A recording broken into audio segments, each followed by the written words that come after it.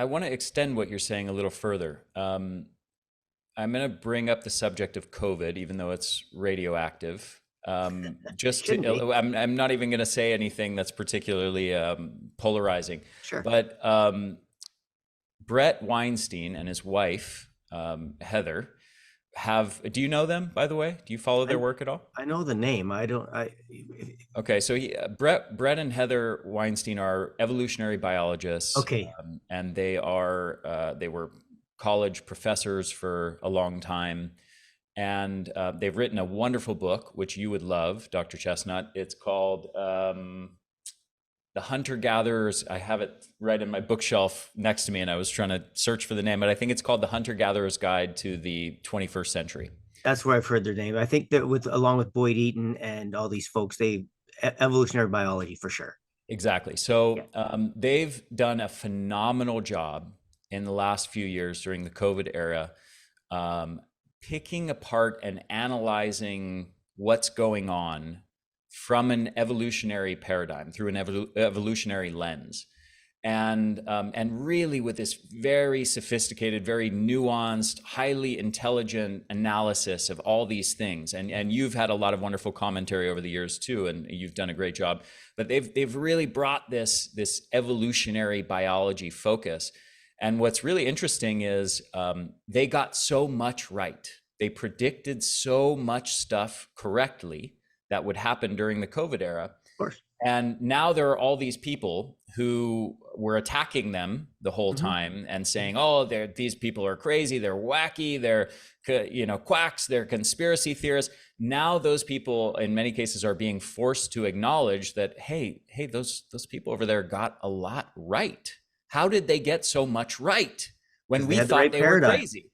Because the paradigm, once you get the paradigm right, and you understand how life works and how biology works. So, sort of this whole evolutionary biology or evolutionary health. Well, that's the only kind of health. So it's Yeah. not like it's not. If you study biology, there's only one paradigm, the biological paradigm, which I talk about all the time. But if you study humans, you very often are taught to study humans outside of the biological paradigm and Mhm. study humans in the pathological paradigm. Yeah. But this is the gift that I was given. My dad's a PhD biologist, but I saw human health through the lens of a biologist, not a pathologist. And so Mhm. once that light goes on, you realize how absurd everything we do is. And I always bring up the example in the history of species on Earth, no species on Earth has ever gone extinct due to bad genes, ever. Yeah. Right? And any species that humans have ruined their habitat, because that's how you destroy species. When you ruin their habitat, meaning they can't live according to what their genome requires, they can't find the proper foods, they can't move properly, they can't socialize properly, whatever it is. The only time we've ever brought a species back from the brink of extinction, an endangered species, is by protecting its habitat. Not with drugs and surgeries and finding out what's wrong with it genetically and trying to mess around with its genes or injecting something into it, but by simply allowing it to live as it's genetically designed to live. But we're genetically designed to live because our genes evolved in concert with environment, in a particular environment, which allows us to get, the essential ingredients out of that our cells need to build healthy structure and function. And so, it's sad to me that people don't recognize why we got it wrong with COVID, why we get it wrong with heart disease, why we have it wrong with cancer. They're all the same.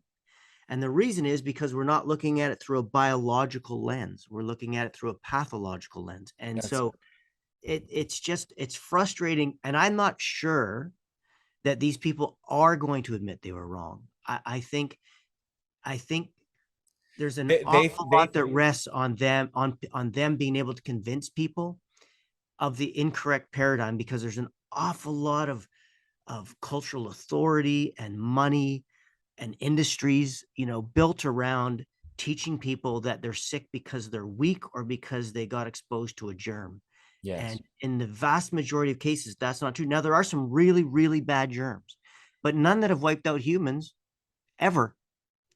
They've killed some humans. I mean, obviously, right? But we're here. So if the fear of germs was what was legitimate, then tell me what species germs have wiped out. ever. Right. So obviously we want to make sure that as few people die as possible when there's a new germ around. But the truth of the matter is, this was a coronavirus, right? And we knew from the beginning, if we just didn't do the Chicken Little panic, and if we just looked at it, we knew from the beginning, because of biology, we knew we were going to get natural immunity. We knew that it was going to have some effect, predominantly on the very sick early on. And we knew that natural immunity was going to be the best option. And for some reason, well, I could guess the reasons, but for whatever the reason was, we just decided to look at this through the wrong lens.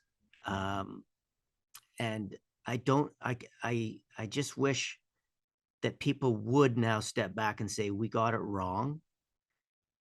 You know, Well, the what I biggest, what go I ahead, sorry. realize is they don't even have the lens to be able No, to they make don't. that determination. No, You know, Bret and Heather Weinstein came out with a video just a week or two ago that was that where they said all these people are so confused as to how we got things right. Well, here's why, and it's exactly what you just said, which is the evolutionary biology as your base foundational paradigm right.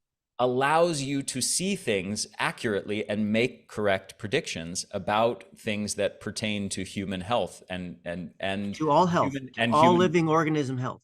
yes and human physiology and you Correct. can make lots and lots of very accurate predictions based on this sort of foundational paradigm and the logic that comes out of that.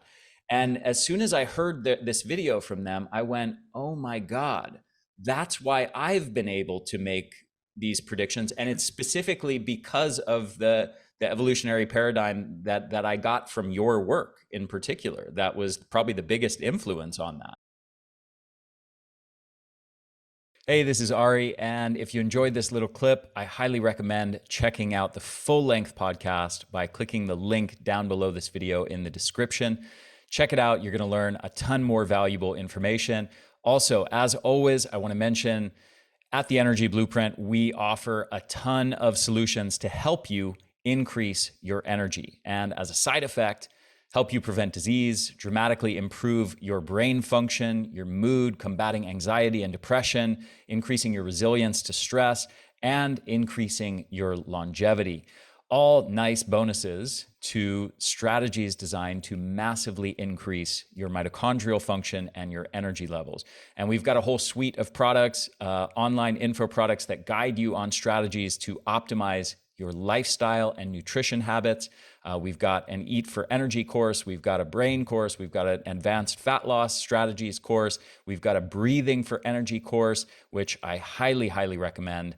People just absolutely rave about that one in particular. And we've got a whole suite of supplements, mitochondrial formula, a brain formula, energy essentials and superfoods, which is our comprehensive multivitamin and multimineral and superfoods formula. So thank you for watching this. Again, full length link to the full length podcast is down below. And check out theenergyblueprint.com for our whole suite of products that can help you dramatically transform your energy levels.